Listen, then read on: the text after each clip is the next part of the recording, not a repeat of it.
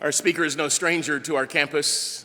Pastor Tom Nelson is the senior pastor of Denton Bible Church, where he has served as pastor for 27 years. In addition to his Sunday service responsibilities and ongoing men's Bible studies, he disciples, usually on an annual basis, more than 30 young men each year in a Top Gun program that includes ministry, evangelism, and service. Tom has traveled the United States and around the world teaching his nationally known Song of Solomon conference and serves presently at the Dallas Seminary Board of Incorporate Members as well. Tom married his best friend, Teresa, and they're the proud parents of 2 sons and even prouder grandparents of 2 grandchildren. Tom, we thank God for you and we thank you for being with us today. Would you welcome Pastor Tom Nelson as he comes to minister to us?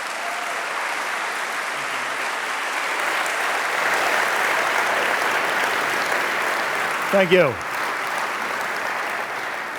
Well, I'm going to talk about something that obviously I don't have a Bible here in front of me because it's going to come all out of my experience, and I've never ever shared this before.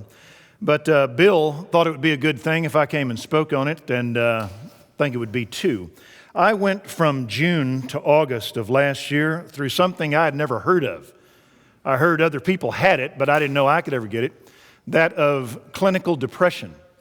Now, I'm not talking about being down or depressed or just downhearted. I'm talking about where something's wrong with you and you don't know what it is. Where I got hijacked by something. I got bushwhacked by something. And I didn't know it really existed. And I hope you don't ever have to find this out yourself. Found out Spurgeon had it. Alfred Lord Tennyson had it. Newton had it, Sir Isaac. Martin Luther had it. William Cowper had it. Charles Stanley had it. Tom Nelson had it. All the greats, all right? I shared it with my congregation whenever I was out for 4 months. And I came back and I gave about 5 minutes to them of what I had been through. And our tape sales and online stuff spiked. Everybody wanted to hear what I had to say for those 5 minutes. And then once I started teaching Romans, it went back down to 10. But everybody wanted to know about having that. I shared it with my congregation, and I got more letters on it. I found out I had 2 elders that had been through it, 4 staff, my secretary. I had innumerable people in our congregation that had it, but they never talked about it. It was like being gay, you know. And all of a sudden you came out of the closet and said, you know, I've been depressed. Nobody ever spoke about it. Newsweek just came out with a deal on it. Half of the Fortune 500 CEOs are going through depression, something or other. $80+ billion was lost last year in America on wages lost through time off, through depression. A year ago, if you had asked me what it was, I wouldn't have known. And if somebody had come to me with depression, I would have said, memorize this verse, listen to this tape, pray about it, and quit your sinning. You know? Well, I'm going to tell you what happened to me. I was teaching on the Song of Solomon last year at my church, and I'm sitting in a chair on a Sunday night at about 6:45. Feeling fine, had jogged that afternoon, worked in the garden. My favorite day is Sunday, having a marvelous time. And all of a sudden, my blood pressure spiked so high, so quick. My whole body, I could feel my entire body shake when my heart beat. My respiration went up, and I thought I might be having a heart attack, and I went and laid down in my study. It passed. I thought I was okay. They thought, a couple of doctor buddies of mine, that I must have had maybe heat stroke or something like that you get through just been too hot, too fast, cooled off too quick. They didn't know. Well, anyway, shortly after that, my body started aching. And it started aching so bad that in the next few weeks, I had to go to the hospital twice because of this physical problem. They checked me for Lyme's disease, Legionnaire's disease. They checked me for every disease you could have. And on every analysis that I had, it came back that physically I was perfect. There was no problem. And they didn't know what this was. And then one day, about 2 weeks after this, it was just like the worst flu you could ever had, and it was all physical, just aching all over my body. They checked me for diabetes. All of a sudden, one day, it went from a physical problem, and I mean, in a heartbeat, the emotion in me dropped, the bottom dropped out of it. And it wasn't an emotional time, it was an emotionless time. And I have problems unless you've been through a depression or the flip side of it that is known as acute anxiety, to where your body, and they found out what the pain in my body was adrenaline.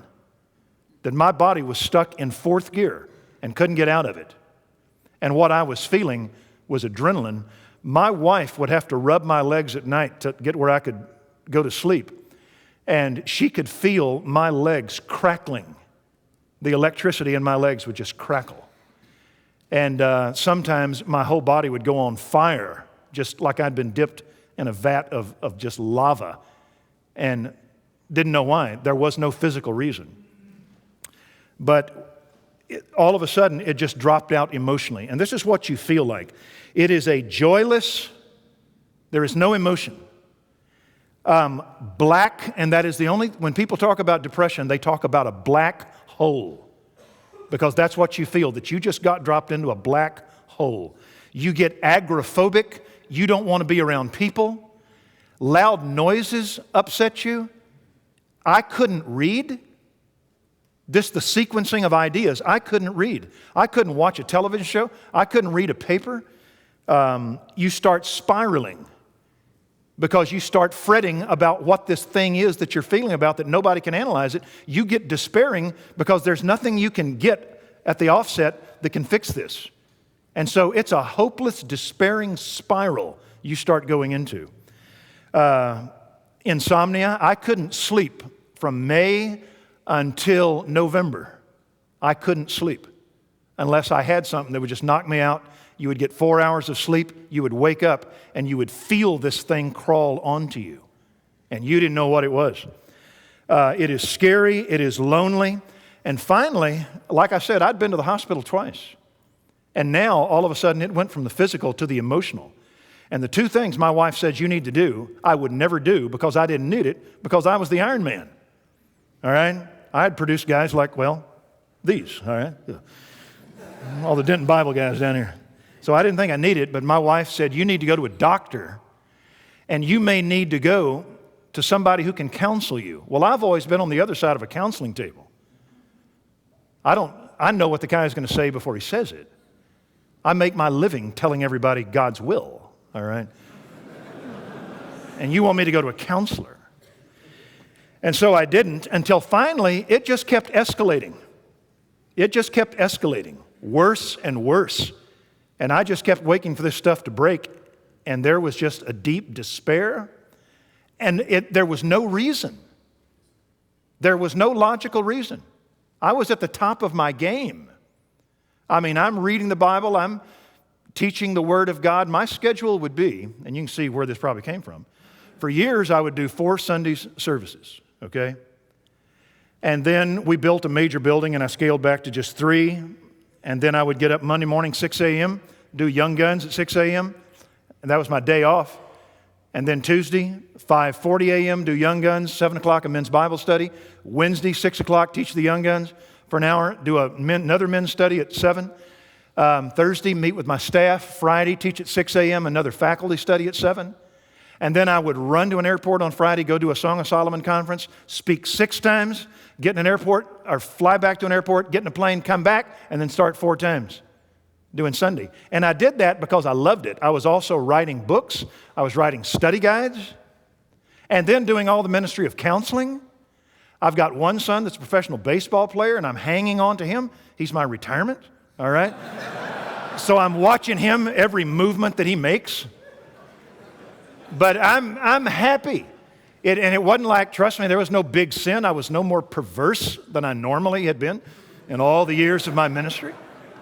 So I'm reading the Bible. I'm doing all the things you're supposed to do. So this is not supposed to happen to me. Are you with me? This is not supposed to happen. This stuff happens to other guys. It happens to the guys that I have to counsel. It doesn't happen to me. And when I say it hijacked me, I mean it hijacked me. It came out of nowhere. It took 2 months before a guy pinholed it and said, "That's adrenaline. You're hung." And he said, "You're a classic," what was his term?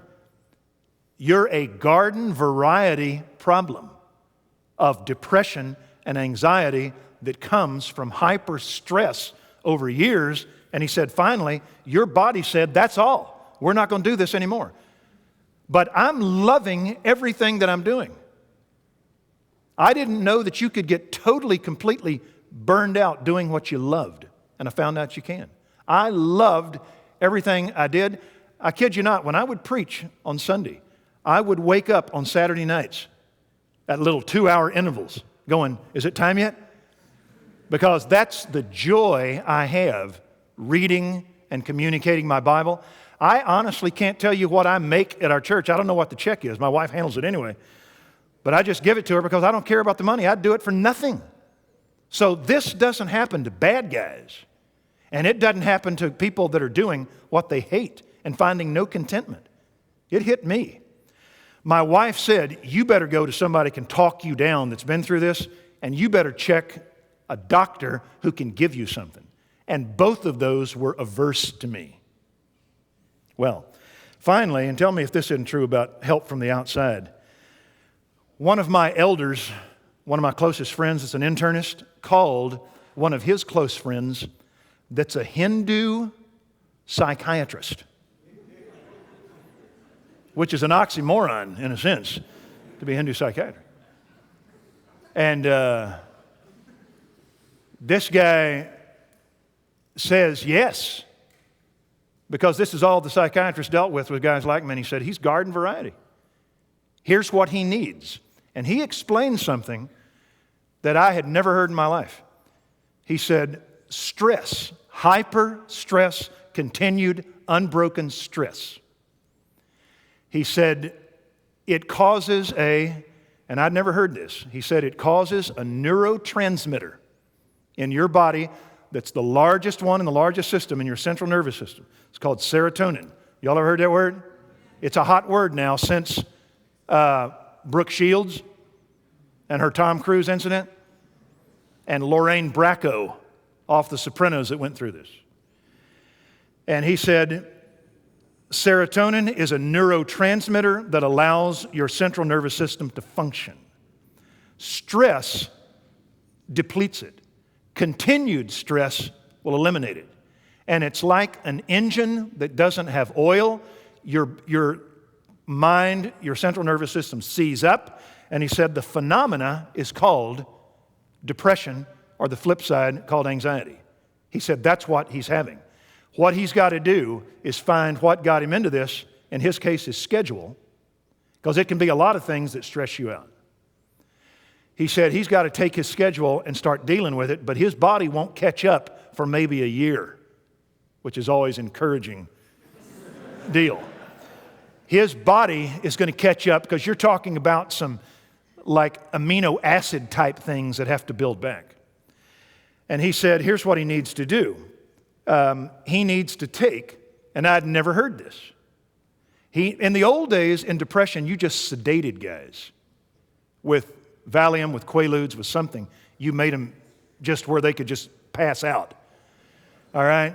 Now they have. Have y'all ever heard? I'd never heard of an SRI. Has anybody ever heard of an SRI? You depressed guys. Have ever heard of this? Yeah. He said he needs to take an SRI. I said, what is an SRI? He said, it is a serotonin reuptake inhibitor. He said, your body is cannibalizing its own serotonin. You need something that will inhibit your body from doing that and allow your body to go back to its natural level. He said it doesn't do anything to you. It lets your body normalize. He said it'll take a month to work. It builds back. He said take this, if it spikes, and it'll give you your life back. a little deal called Ativan. He said, take this, and within 20 minutes, the symptoms, it doesn't replace anything, but it just gives you it'll take that phenomena away.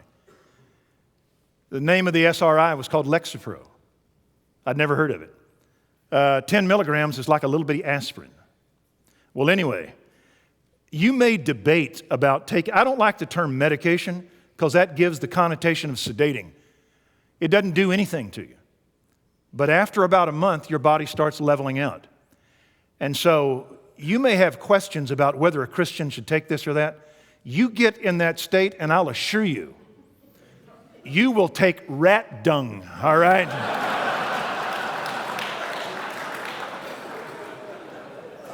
I think Spurgeon said that. I think it was Spurgeon that said that. Well, I start taking, 10 milligrams. And I'm talking about an aspirin.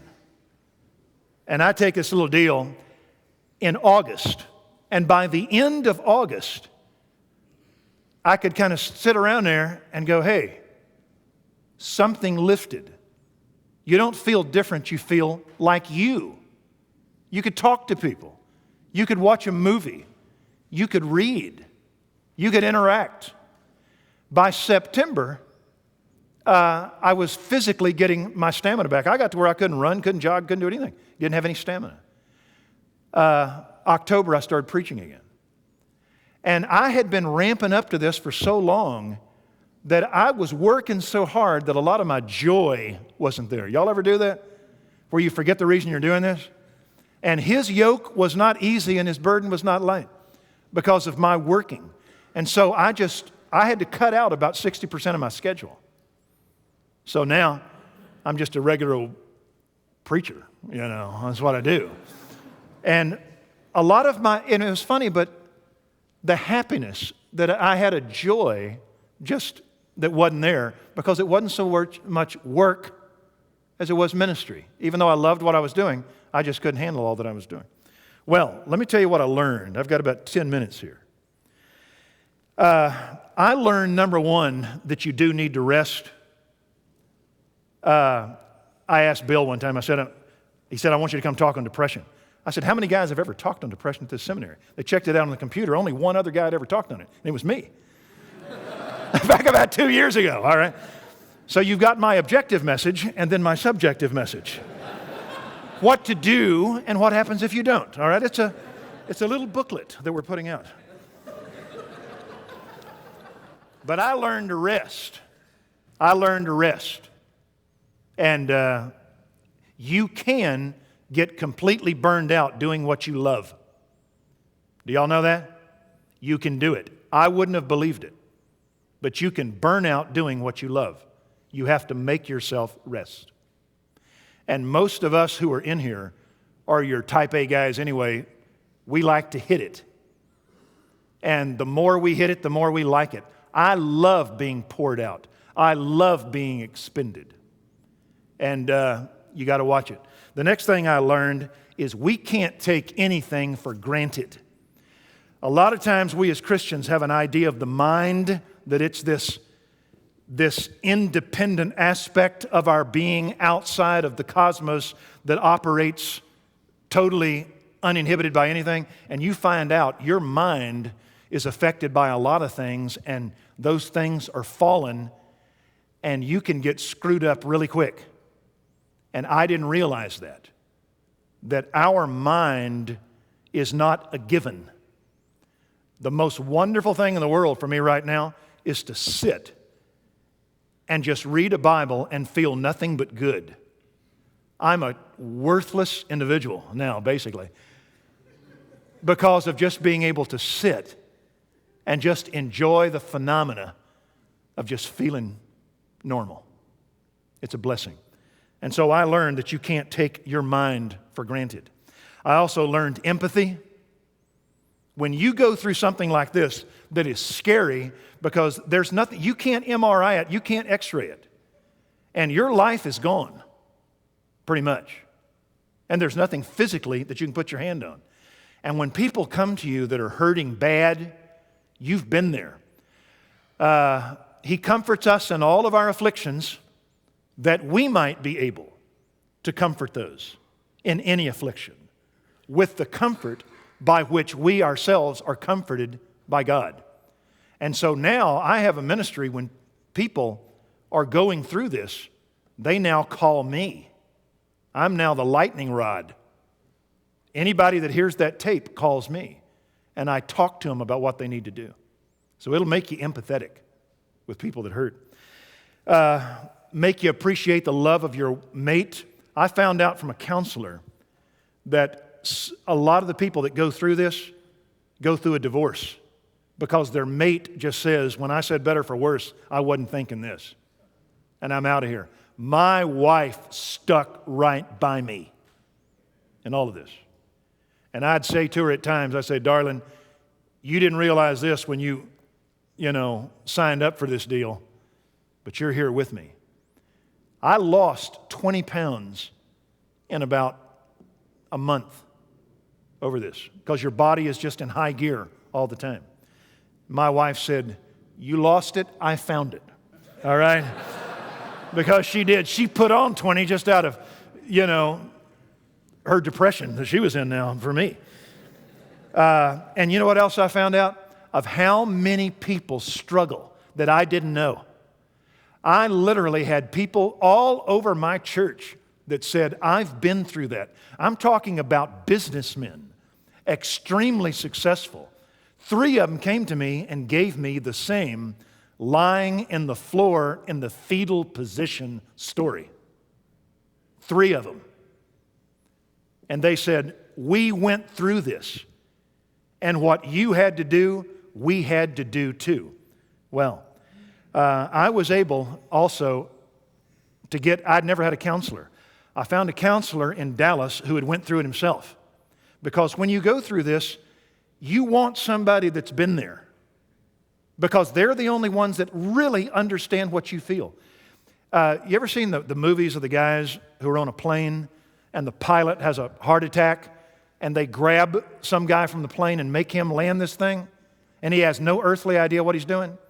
But somebody has to get on the headphones to him that knows that plane and has been there and can talk him down, that can speak objectively into this spiral that this guy is on in this plane to talk him down. And I had a guy like that. And we would meet and I would say, man, I'm feeling this way. He'd say, you're okay. I felt that way. Is this okay? You're all right. I did this. And he just talked me through this. And so God took me to the very end of all of my talent, all of my training, all of my everything. And it was just him. As a matter of fact, it was the only time in my life I could not abide in my Bible because I could not process nouns and verbs and direct objects. I could not take print. And I mean, God just had to take his arms and take me through this. And so I realized the blessedness of having a guy encourage you step by step. Now, what would I tell you? Number 1, rest. Rest. Make it a discipline. Number 2, when you go out there into the ministry, men or women, you need to be aware of our culture and who you're ministering to. Our culture produces this like sweets produce decay. I don't think that we had just as much depression years ago, but we talk about it now more. I don't believe that. I think that our culture produces stress as a national byproduct. Would y'all agree with that? We produce stress. That's why they have said that the happiest people in America, by statistics, are the Amish. It's a fact, or so they say. And they're never wrong, all right. But they say that it's the Amish. So we're in this deal where everybody has their little, task that they can do, and you network and you rest on these other dominoes in Western civilization. And a lot of times our civilization on OPEC and on this, on that, and it gets scary out there. And so you're going to talk to people that have this. Christians, generally speaking, and I'm talking about us, me, we don't have a clue. When this comes on the table, I'd been ministering in our church since '77. And if anybody had come to me like me, I would have given them some bromides. Are you with me? Read this, say this, and if it hurts when you do this, quit doing it. That's all I could have given them. Christians fall into this thing a lot of times and immediately moralize it. And there may be a moral reason why they're having stress. That may be the reason. But quite often, people do this simply out of great responsibility and that they'll fall into it. But there's always somebody that's going to do a Bildad, a Zophar, and an Eliphaz on you.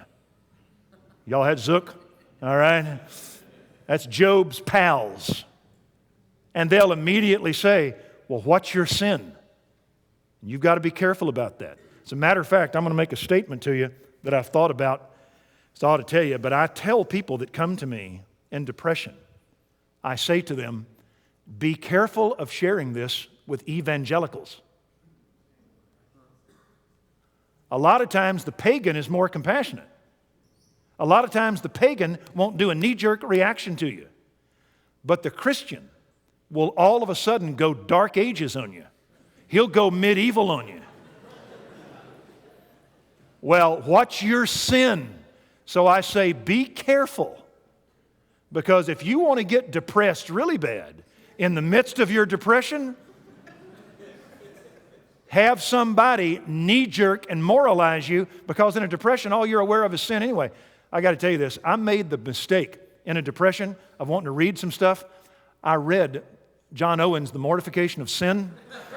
I'm serious. Don't do that. All right? Number 2, Christians will not merely moralize. Christians will scorn treatment, as if their mind is this Platonic ideal outside of matter that is not affected. Your mind is affected by stuff, and it's fallen. Amen? It is fallen. And it can get touched by stuff that we hadn't discovered a whole lot, except in the last 15 years. And so, I mean, they won't in any way want it. I'll talk to guys in this seminary that I've talked to and counseled that said, I want to deal with this on my own. And this is the same guy taking Lipitor, Flomax, and Cialis, all right? And yet he's going to deal with this on his own. So,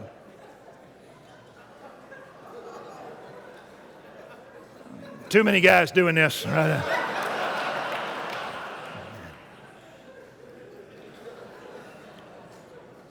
Now listen to me. That's what Stanley says before he's going to say something powerful. Now listen to me. When I told Bill I want to come here and talk about depression, normally when guys talk about depression, you don't talk about medicine. But I'm talking about it. That's probably the reason God made me go through this, because I just don't care that much about what people think. Anyway, so I'm going to tell you. But when this happens, you need at the front end a counselor to talk with you and talk you down. And at the back end of it, you need something that will get you out of that hole. And you're going to have to get an SRI. And that's my last point. When the time comes that you go out into ministry, you had better know in your city a doctor that can prescribe. And I'm talking about a doctor that understands depression, that just doesn't get out his big old medical book and look under D and say, take these samples, because a doctor has got to sit down with you. I talked to a girl last week that had been through this. They gave her some samples of Lexapro. She took them for a month, felt better, and quit. And I said, the stuff ain't Tylenol. You have to do it maybe for 6 to 9 months before you get off. He didn't tell her that because he'd never been through that. I said, you get back on that and you stay on that, and it'll normalize you. And then up front, what was it that got you into this? Let's start dealing with that. But you've got to do them both. So you better find you a doctor, or you better find you a psychiatrist. And that's a word we don't use a lot, especially me.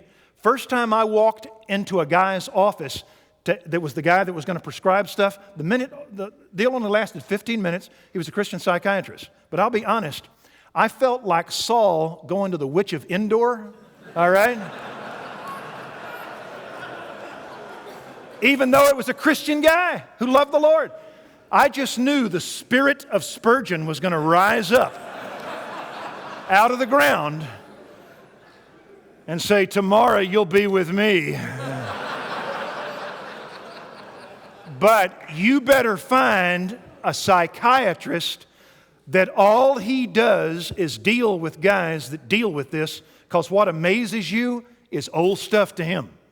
But I'll promise you, when the time comes for ministry, you better find a doctor or somebody that when you get these guys or these girls and they're coming, you can talk to them on the front end, but then you can send them to somebody that will physically get them out of that hole. And you'd better find somebody in your church that's been through it, because nobody can talk to a guy in the hole like a guy who's come out of that hole. Well, you got a good depression hymn you want to sing or anything like that? I'm done.